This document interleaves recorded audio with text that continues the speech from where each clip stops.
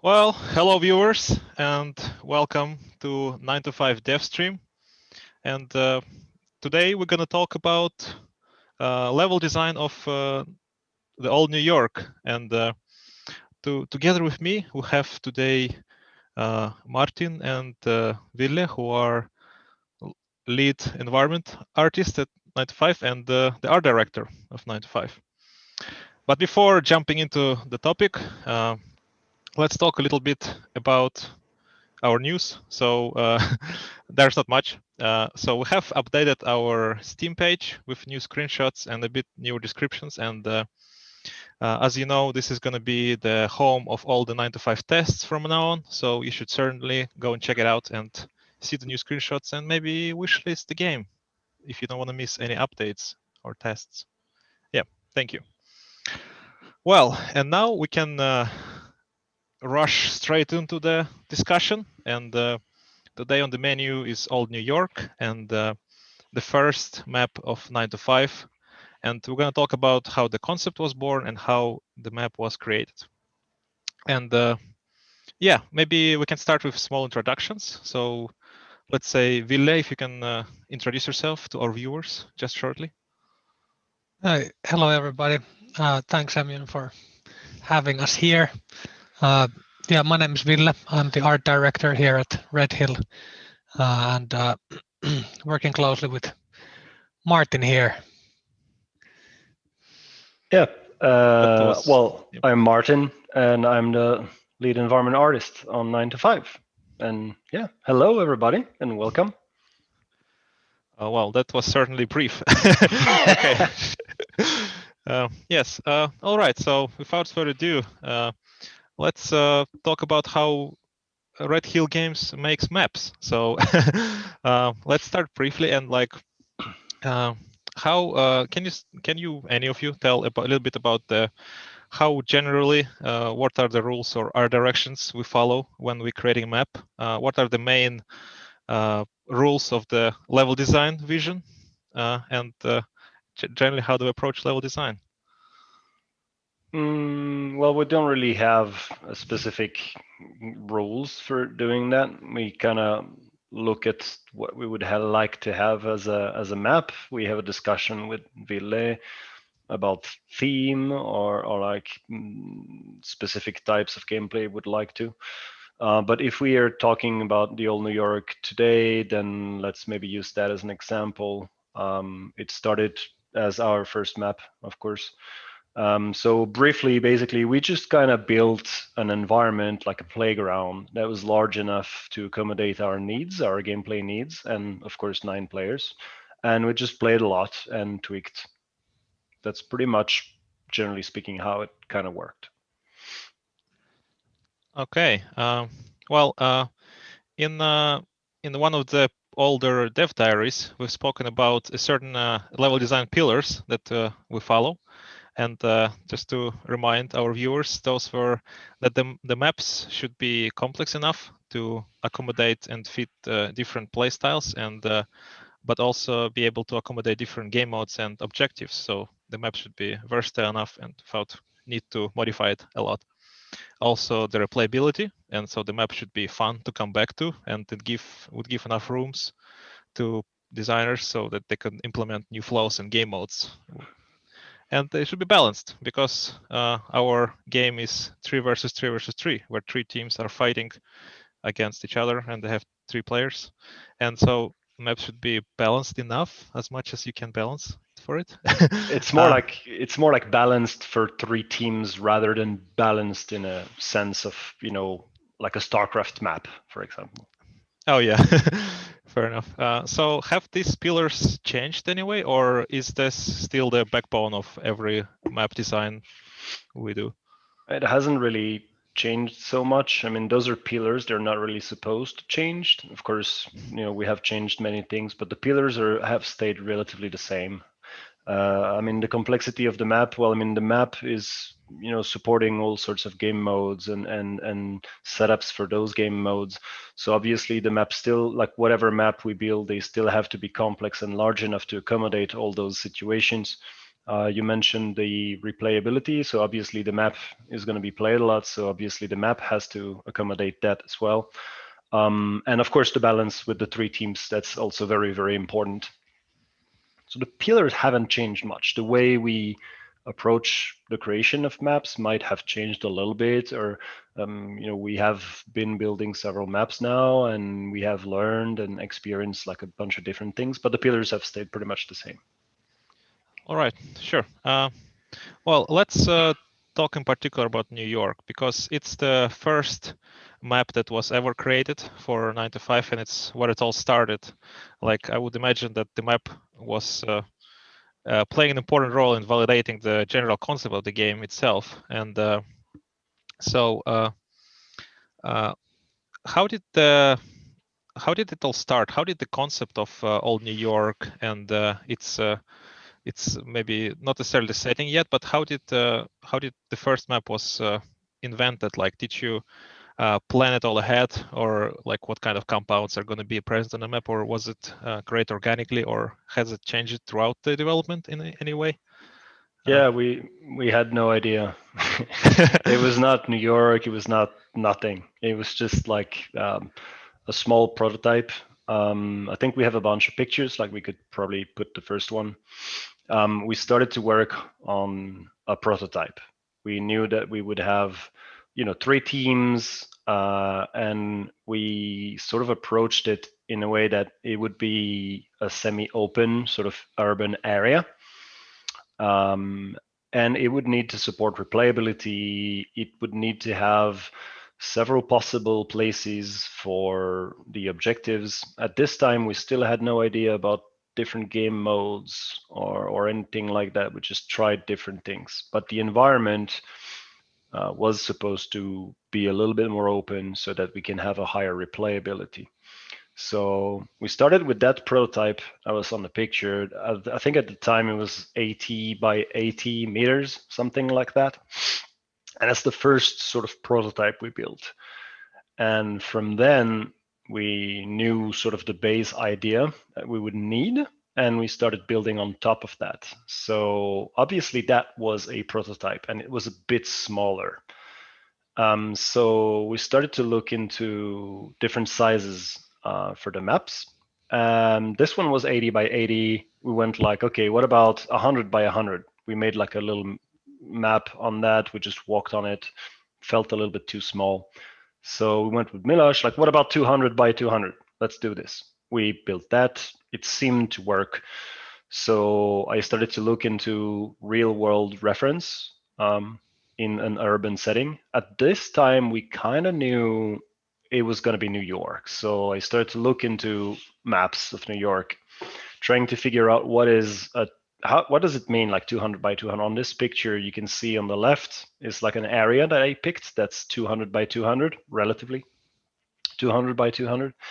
And I picked this area because it had quite a bunch of different environments, like from the satellite view that you can see. It has like a large building, it has a bunch of residential areas, it has open areas, it has a street, it has an intersection, it has all sorts of different types of urban constructions. So we started to look into that, and I was like, well, this could be it. Like, if we build that, then we would have plenty of options. So I started to look into that and very, very quickly tried to block it out just to see how it would feel, because I didn't want to spend too much time on it because I didn't know if it was going to work. I think on the third picture, we can see like a very early white box of that. So basically, I just took elevations, extruded, made very, very simple layout. And that you can see here, it still has the satellite picture underneath. So already there, I have modified it quite a bit from the original because we started to play here because we were building the game at the same time. So we started to have play sessions with the team and we started playing. And it felt like it felt good, like in terms of size and possible replayability and so on and so forth. So we started to detail it. I think the next picture is the same sort of version, but more detailed. Like it's maybe like a couple weeks after.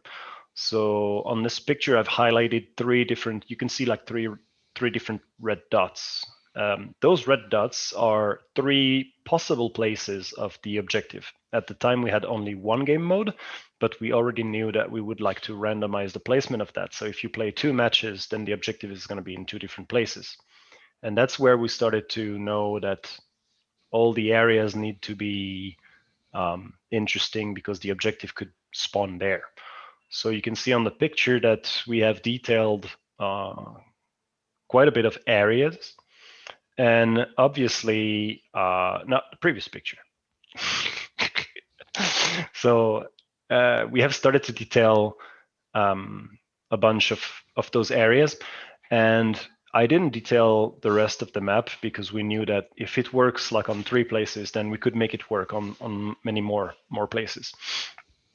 And basically, we started to play more and more and more and more, and detailing indoors, adding like little passes, little alleyways, little shortcuts, stuff like that.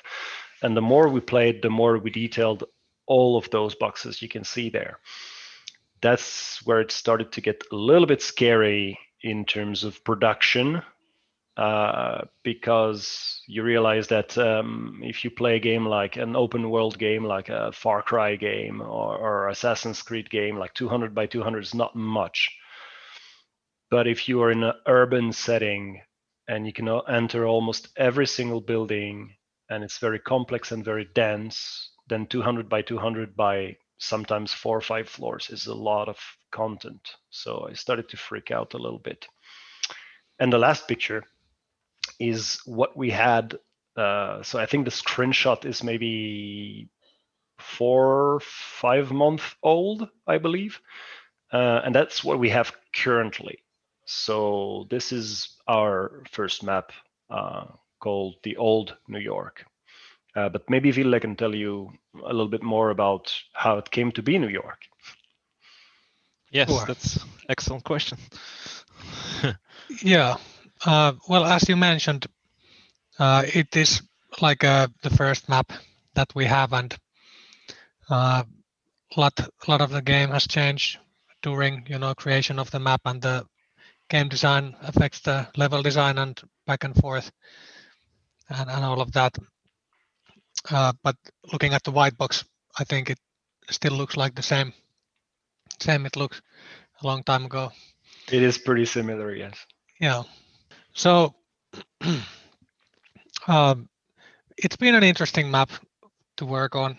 It's like before we really had much of an idea of the world and the setting, and before it was shaped up, we already started to create this map. So going in a little bit blind in the beginning and just doing the game design and level design things, and then as you mentioned, there's a lot of different spaces and replayability. So we always want to put some storytelling into the environment. So it's just not like white walls or something like that. So Yeah, actually, that's an interesting part. So 9 to 5 is obviously purely a PvP game, and but we do want to pay a lot of attention to the lore and the setting of the game. And but unlike, I don't know, single players and story-based games, we cannot really do it through dialogues and notes left on the map and everything like that. So we should stick to storytelling through the environment. So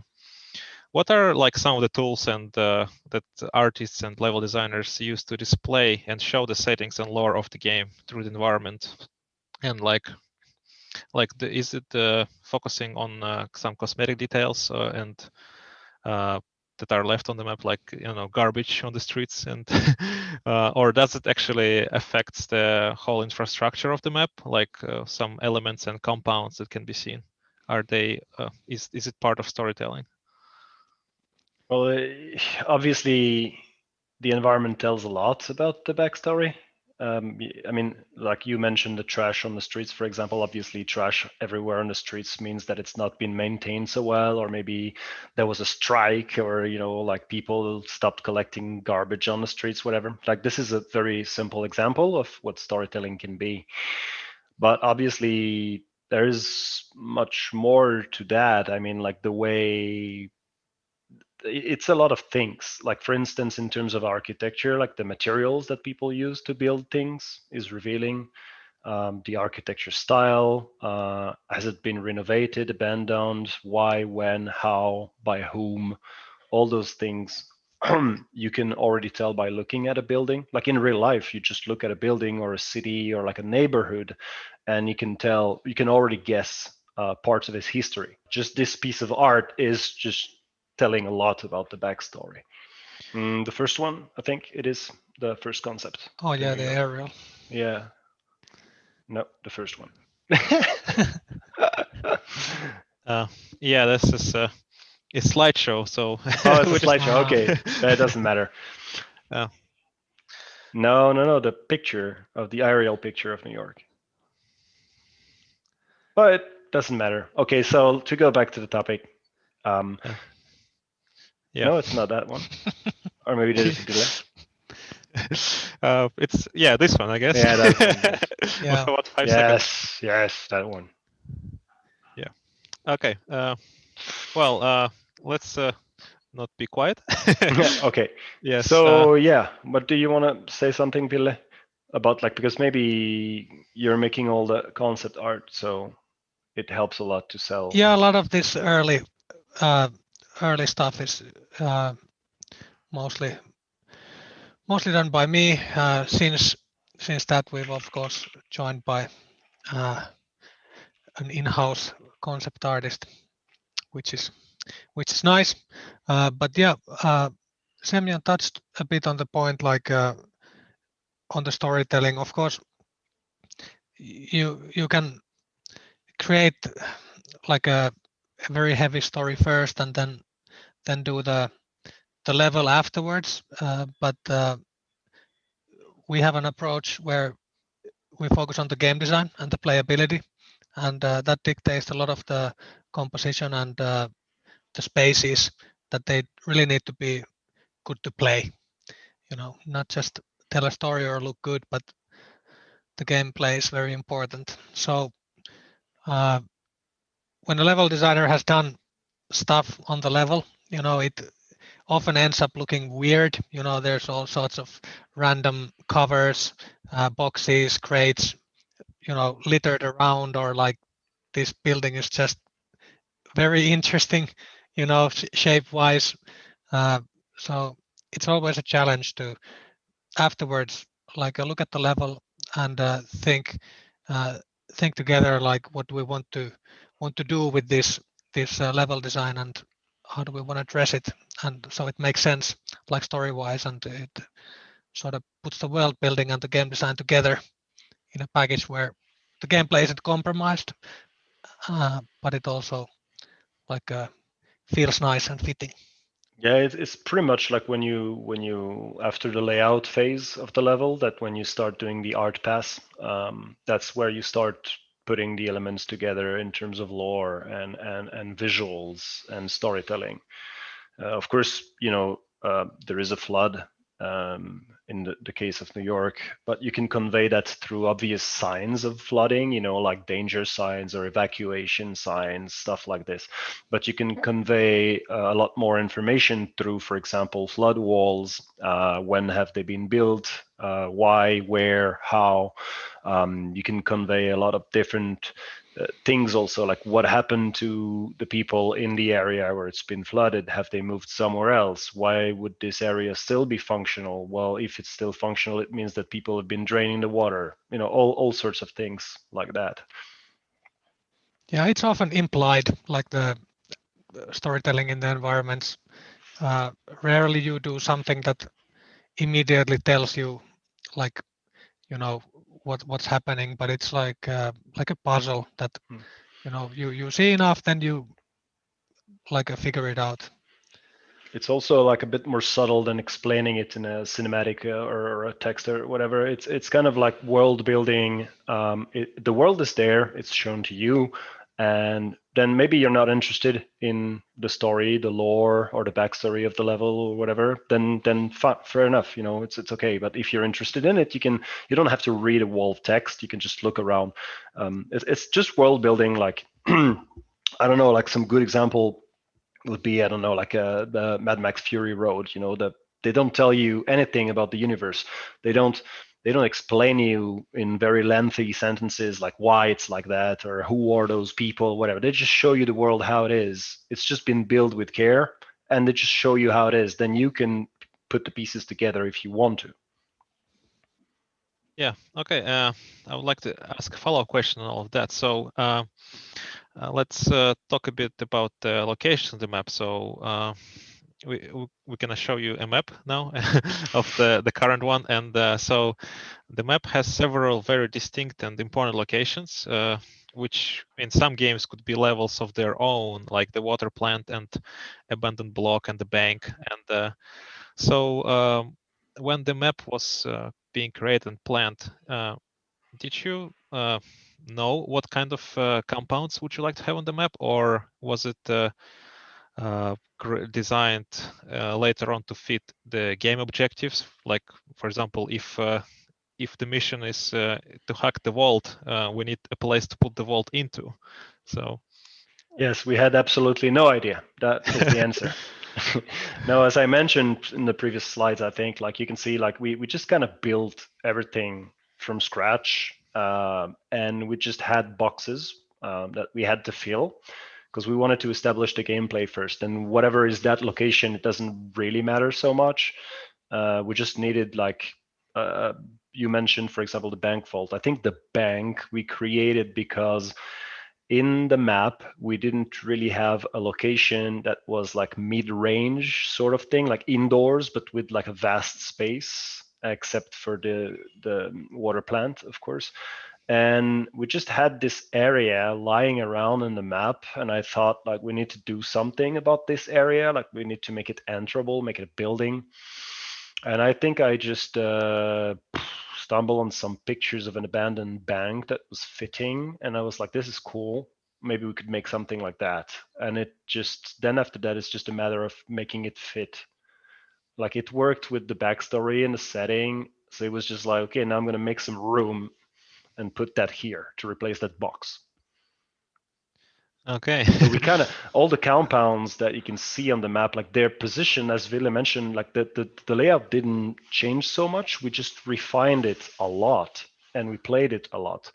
Then that place that's a supermarket, I think was a supermarket from the start, I think, but there's like plenty of areas that we just didn't know what it's going to be. It just turned out like, hey, we need an area that has very tight indoors, or we need an area that's a bit higher. It kind of works with the whole layout. Let's do that. And then with Ville figuring out like, hey, what could be the theme of that area? And that's how the compounds were sort of created. It was not really planned. Okay, so Yeah. you could say that neither of those buildings would actually work in real life as for the purpose that they imply. Actually, they would, because, well, sort of, because the map, the layout of the map, like almost 2 years ago now, when I started building it, was based on a top-down view of an actual location. So those areas and the elevations are actually based on like real life location. Of course, we have been playing and the game has evolved and we've been tweaking the level a million times, and now it has nothing to do with what it was in the early stages, but still the sort of the how the buildings work together is fairly okay. Of course, it has changed a bit and some areas are not the most realistic, but it's just working. Yeah, like there is also the multitude of locations. Like the map is 200 by 200, but also many floors. So that's a lot of volume and individual spaces, interconnected spaces, and it's fairly complex. What in the end, so we try to make it easier for the players, especially new ones who are new to the map, so that there's enough distinct locations in the map, like major themes, and then some minor themes inside those. because once you enter a block of buildings, you need to, understand where you are and remember those places. So building some different themes and ideas into the map just makes sense. It will feel more like real New York, and also make it easier to play and to remember. Yeah. Actually, are there any other tools that level designers are like use to help player find the direction to the objective or to understand their position and to communicate it? There's about a million ways to do that. But it's a tricky question because most first-person shooters, in terms of level design of the multiplayer maps, most game will have it so that the layout kind of leads you naturally towards another location. You could almost just press forward and you would be able to go through the level. It's very flow oriented and it's very friendly in the way that it brings you to another location. But that's not really what we wanted. We wanted the environment to be as sort of close to reality in a way that it's complex and it's not designed for a shooter. Like a building is not designed for warfare or a hostage situation or whatever. Like when you come to that place, it's there, right? We didn't want to design the layout based on the fact that it's a shooter, if you wish. So in a way, we started with this problem that the players don't already know where to go, which is sort of something we wanted. But at the same time, you don't want to be too hard on the players. So there is a bunch of tools that you can use to help, both in terms of level design and art and lighting and stuff like that, that you can use to help people find their way. One thing that you have in terms of level design is that if you make every location sort of unique, then people realize where they are, where they need to go, and if they can see that in the distance, then it's going to be easier for them. Now you can use daylight, artificial light. This is like in terms of the lighting to point towards an exit or to point towards a staircase to show you that it's going up. You can use all sort of visual clues like this. But I would say, like multiplayer shooters have various sort of level design legacies, one of them being the fact that at any given point in a multiplayer match, you need to be able to answer 3 questions under a second, like where do I come from, where am I, and where do I go? If you can answer those 3 questions very, very fast, then you're going to be able to make decisions that matter for you in a very efficient way. And being able to tell where you are and where you want to go is something that we need to support the player with, if that makes sense. Yeah, totally. Okay, and I would like to ask a question about the content. So when filling up the level with after you get the white boxes and everything in place, and you have the structure of the map in place, and you start filling up and making it alive. How do you have any rules for, like, in case you get carried away with the content, like the amount of garbage on the streets or pictures on the walls or trees? I mean, well, trees is kind of important, but like how do you limit the content ideas and prevent yourself from adding maybe unnecessary detail to the level? Well, there is a lot of technical implications in terms of level building. I would say first it depends on Ville in terms of like noise visual that you would like to have. So maybe you can start with the art sort of vision in terms of noise, and then I can develop on the technical side. Yeah, it is of course like game design and ergonomy is big part of the amount of detail that you want to put into a level where you have people running around and you try to play in that space. So like to make it easier for the players, we want to keep the gameplay spaces relatively clear, where the gunfights are happening. We don't want to like clutter the areas too much so that the gameplay is nice.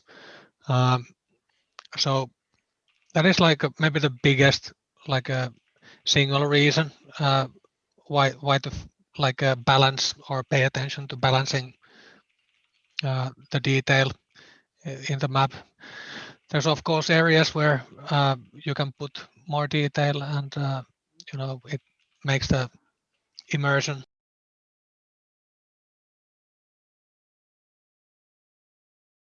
side, like you have to be able to make the game run with all the content in real time and relatively high FPS, of course, preferred. So there is the technical and there's the gameplay side of things, and of course, then there is the story side of things. If an area feels better if it's empty and it conveys the right ideas, then you can leave it empty. But like in the real world, there's some places that are full of items or garbage or something like that, then it's sometimes nice to like push that a bit. Yeah, and on the technical sort of world building side, like we know that the place is abandoned. It has been sheltered from the flood, but it's been abandoned after that. Maybe something happened. Maybe the construction was not so well made or whatever. It's an abandoned area. It's going to have a lot of trash. The main problem we've had with this particular map, which was also our first map, is the amount of content. In a single player game, what you would do is you would just it's a bit more linear. So what you would do is that you would have a door that you open or a ladder you drop down or something. You arrive into a section of the level that's full of stuff. And then once you have gone through that part of the level, then you would access another door, or maybe go in a sewer or in a building or something like that. And we would just unload that part and load the next part until you go out to the next part. So this is a trick that we cannot use here because we are a multiplayer shooter. So obviously everything has to be there all the time.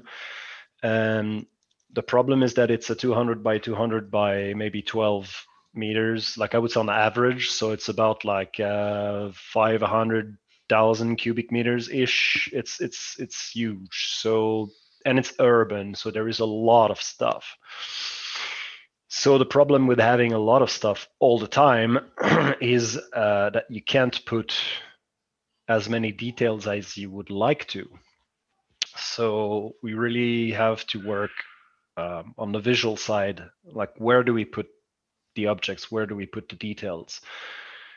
Because we obviously have limited resources and performance is a big thing. So we've had to make compromises in between, like the amount of stuff we have and the performance, obviously. I would say that the rule of thumb is put the details and the polys and the textures where it counts, where you can see it, and the rest doesn't really matter. As a general rule, like you have to make compromises. Like we just technically can't have the visual fidelity that, let's say, a single player game can have, of course. And we have to optimize a lot. And also, as a last thing, most multiplayer games have maps that are much smaller. If they're dense, they're much smaller. Or some games have very open maps, but they're a bit empty, or at least emptier. So that's what we did. We went for the size and the density. So obviously, we've had to work a lot on the optimization and make sure that the elements are where they should be, where your eye or where they are important. All right, yeah, that makes total sense. Well, let's move on. Now that we have talked a lot about the art direction, high level level design. Yes, and maybe we should. I would like to talk more about the gameplay and the balancing of the map.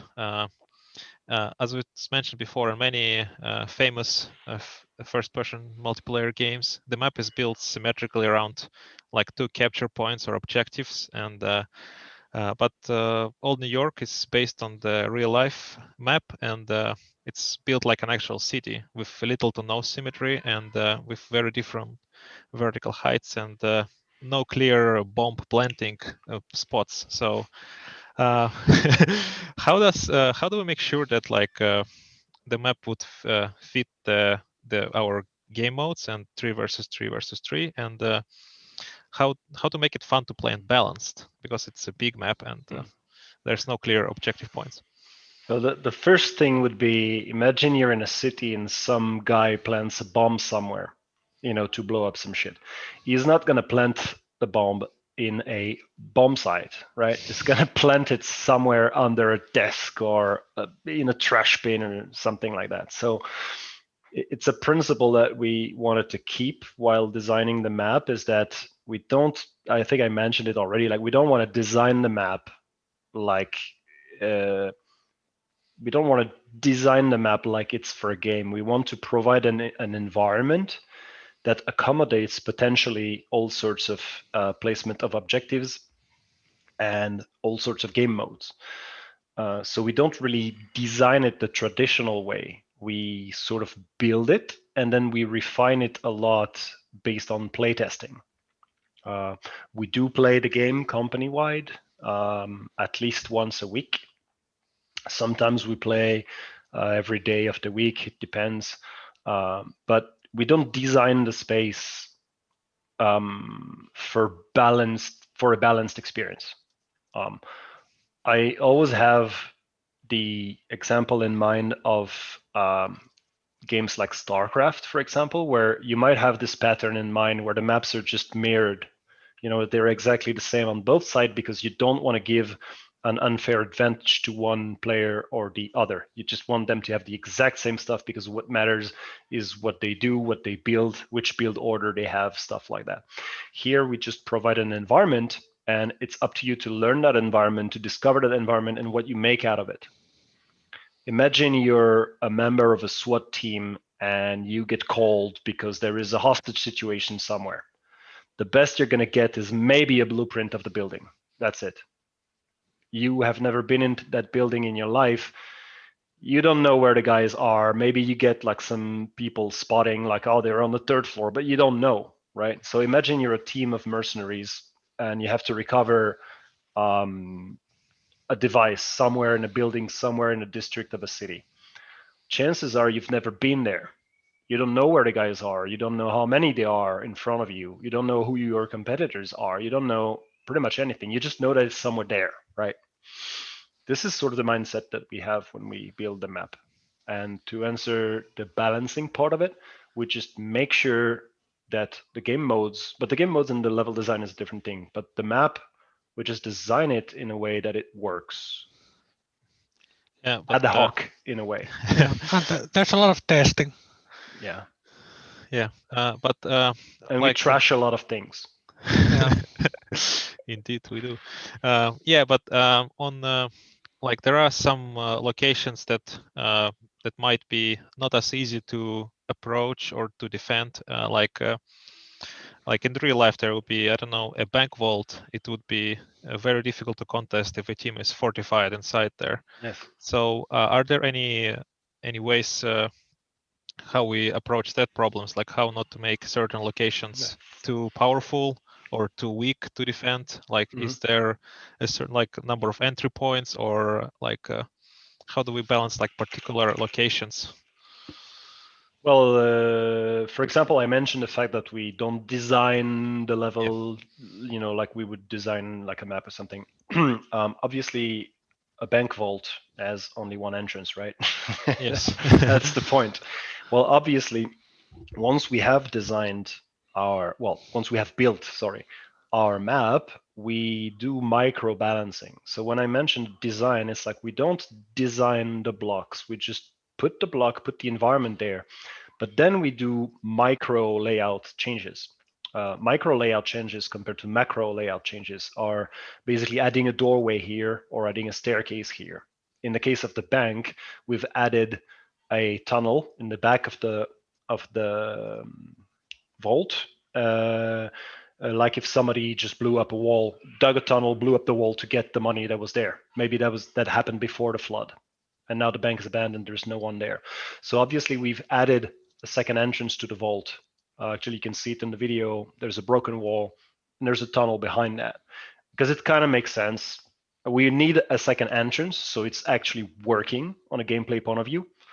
And we just decided that maybe like a tunnel that somebody's been digging there to get some money would be a good idea. So we do micro changes in the layout. We do small structural changes to accommodate the gameplay, but we don't design a space based on the gameplay.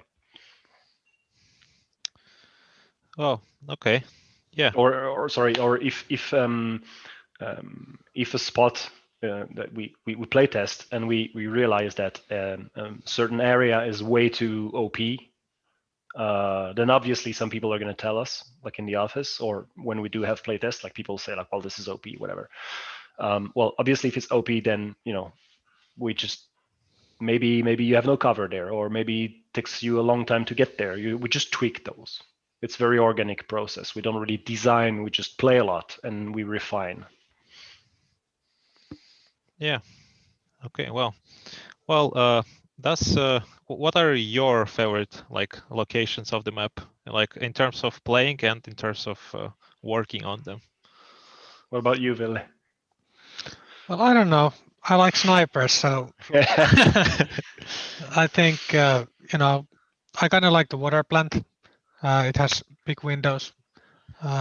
It's like the water plant is 1/4 of the map, like in surface area, and it has big windows. So I kind of like that. And maybe on the opposite side, there's the burned house or the building.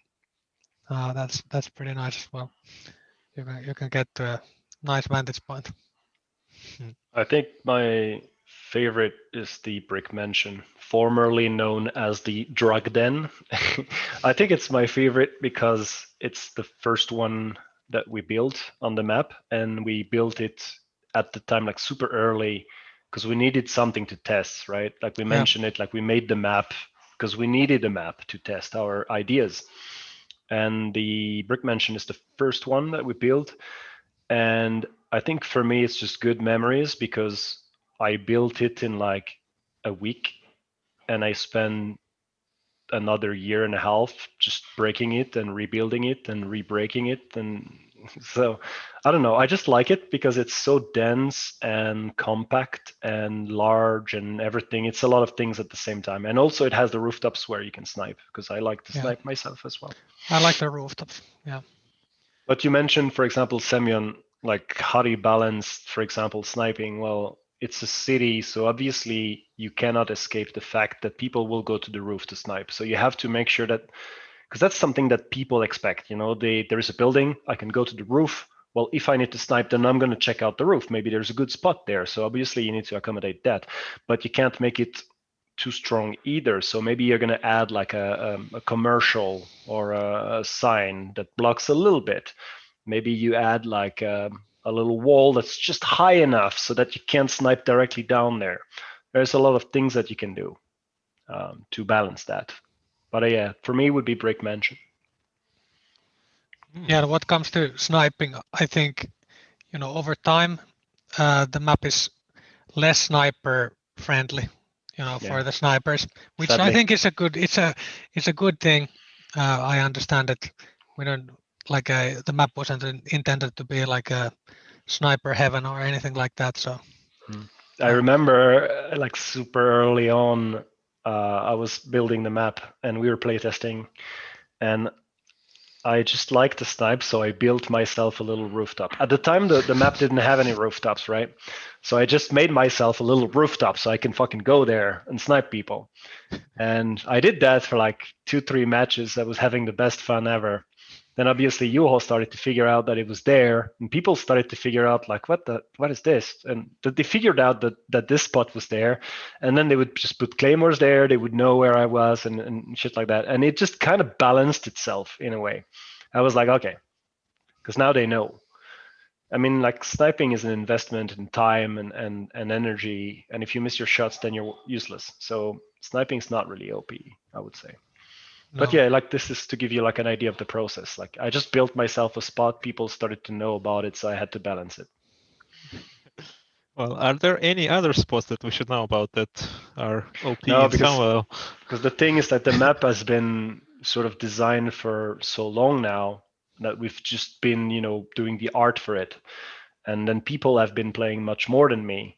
And we have just played so much that everybody knows the map by now. I mean, we probably have like hundreds of hours of playing, so we know the map now. I mean, if you really want to ask for OP spots, just ask like people that are really good, like Tony or Viper or whatever. Just ask those guys, not me. Yeah, they just would say get good and don't tell Yeah, any yeah. secrets, I would say. Yeah. Well, let's talk a little bit what has changed in the map, like since our last big test. So since alpha, how has it developed, and what can people expect when we proceed with future tests? Or I have to remember how it was in alpha. well, I do remember a comment from somebody on the team saying that that we thought that the map was like already on like late polishing stage, but then people are commenting like, "Oh, I cannot wait when it's finished," and they were like, "Oh shit, it's should add more stuff." Yeah. Oh, yeah. I think the biggest change is probably just the overall polish, because we have been doing a lot of polish and optimization. So I would say it's hard because I don't remember so much about the alpha, because I've been doing this and I don't remember how it was in alpha. I would just say, like, out of my mind right now, that would be the layout has not changed much. I would say it's just overall visual polish, more props, more details, stuff like that.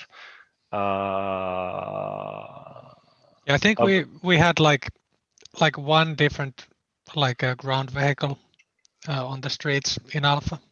Like we had one normal car and one van, but since that, of course, we've added a lot of more variation and sort of complexity on the visual side. I think like the game modes. I mean, we're talking just about the map, right, Semyon? Yes. Yeah. Let's stick with that. Yeah, I think the locations are the same, and I would say some covers have been added and tweaked and balanced, so you can expect a lot more covers. Maybe some covers won't be there anymore. Locations are the same. It would be just much more visual polish. Like, because in alpha everything was super rough as well. So now we've had time to polish it, actually. But that's pretty much. Yeah, I think like people shouldn't expect like there will be like a casino instead of water plant or anything. No. Okay. No. Yeah. Yeah. Because I mean, the locations haven't changed much. It's just that alpha was alpha, obviously. So Yeah. the requirements in terms of visuals are completely different. So now it feels also much more like a real game, of course. Excellent. Because it's alpha. Yes. Yeah, I think I do recall that maybe the garage has changed slightly, but maybe just a little bit. I don't remember how it was in alpha. Yeah, it felt like it was a lifetime ago. Yes. Well, actually, we will start having a couple of final questions because people have a life to catch up with. And let's say, how has experience that you gained working on All New York influenced, like, for example, the development of the second map, the Warmstadt? So was there any important takeaways or? Well, the second map is very, very different from the first one. So we built this huge map, And then we wanted to see with the second map if we could do something similar on a little bit smaller scale, like much more condensed and action-packed. Obviously, also Tony has designed, we have the difference also between those two maps is that in between we hired a level designer and he has been doing the second map in terms of the design and the layout phase.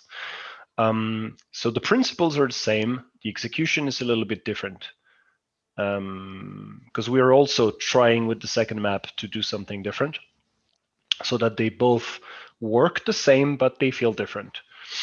But obviously what we have learned in terms of what works with the game and what doesn't work, how to make a space compelling for the game modes that we already have. In a way, making the second map is very different because when we started building the second map, we already sort of knew already what game modes we will have and how they work. And we've had hundreds of hours of playing at the time we started the second map.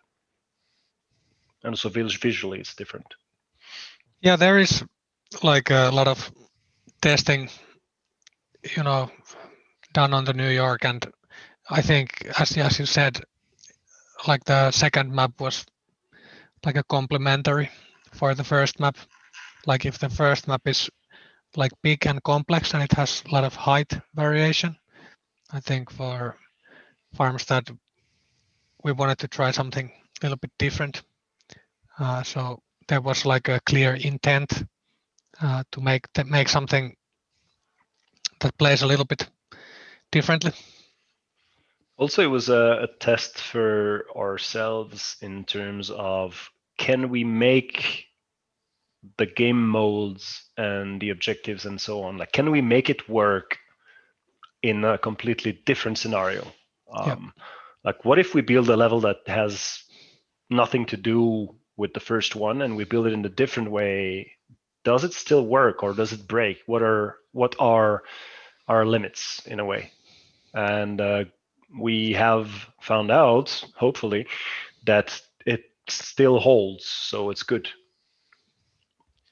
But yeah, it was more like a trying things out and see how far we could push things so that when we make a third map, etc., we are in a better spot to understand the limitations, what makes for a good gameplay and for the game modes and so on. Yeah, okay. Well, I do hope that we will talk more about Warmstadt in the future streams. And as I think we covered most of the ground we have about New York, so it's time to wrap it up. And once again, I want to say thanks to Martin and Ville for joining us today. We will see them, more of them, in the future, for sure. And yeah, also please remember to visit our Steam page and enjoy the new screenshots.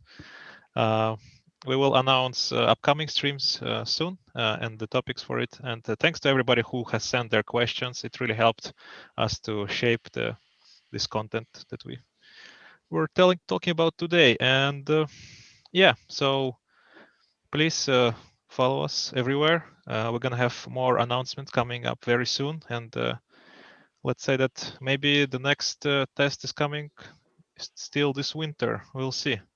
All right. Thanks everybody who came, and thanks to you guys as well. Bye. Thank you. Thank you.